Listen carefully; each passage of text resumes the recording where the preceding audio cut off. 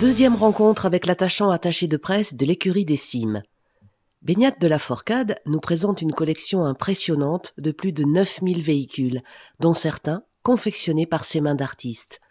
Découvrez ce passionné, anecdote à l'appui. Là, en fait, Beignat, on est devant la vitrine spéciale Dakar. Oui, c'est ça.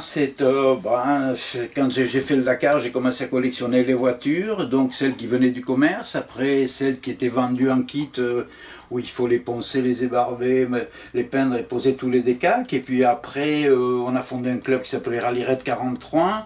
Et dans ce club, des collectionneurs ont commencé à créer des prototypes qu'on a moulés en résine dans des moules en élastomère. On a peint et puis on s'est débrouillé pour faire les décalques. Donc il y a des voitures, on est content de les avoir dans sa vitrine, on est fiers, quoi.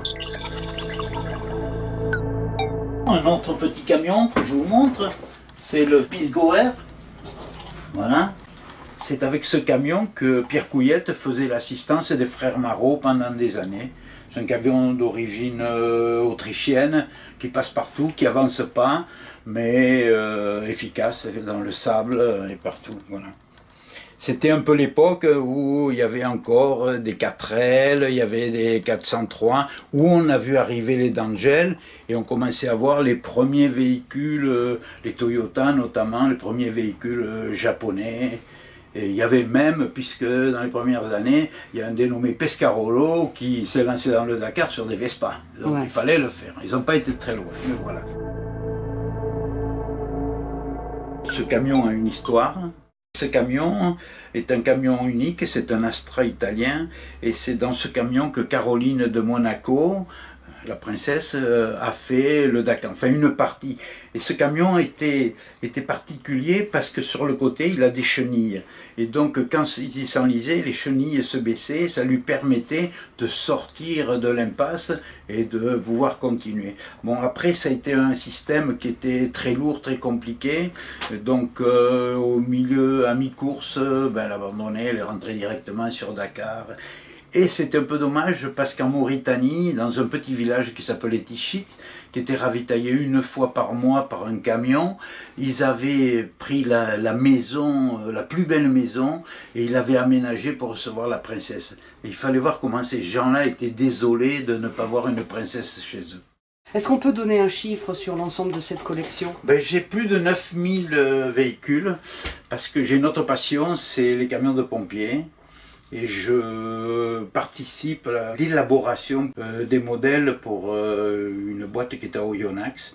Donc c'est récupérer les documents, récupérer les photos, et envoyer tout ça, malheureusement en Chine, mais les Chinois travaillent très bien. Ouais, ça nécessite d'avoir un petit atelier quand même, tout ça?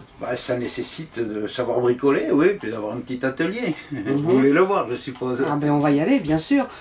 Alors l'atelier c'est ici, c'est un peu le fouillis, hein, mais c'est les machines-outils, beaucoup de perceuses, des outils normaux, d'autres outils, des pots de peinture, parce qu'il y a plein de petits pots de peinture. Voilà, et puis on bricole, voilà, on fait des camions, on part d'un camion, on le coupe en deux, on le scie, on le repeint. On fait une voiture de gendarmerie parce qu'il faut être bien avec les gendarmes, voilà, puis il y en a partout.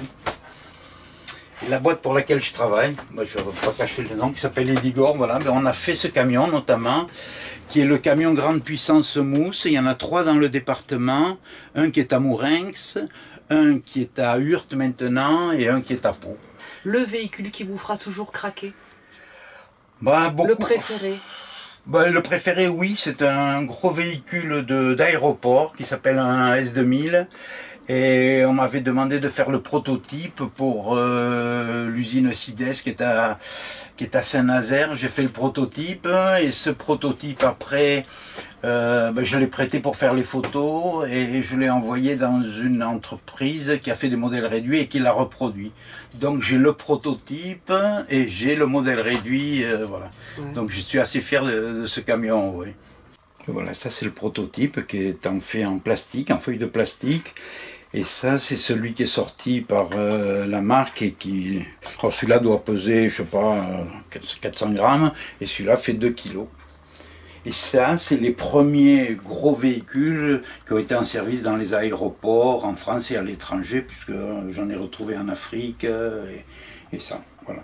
Et c'est un moteur, c'est 2 moteurs qui sont à l'arrière et qui font 800 chevaux, qui propulsent le véhicule qui porte 10 000 litres d'eau et de mousse. Quand vous étiez petit garçon, il y avait une voiture fétiche ou un camion fétiche? Mon grand-père habitait à Pau et il a été l'un des premiers à faire de la location de voitures.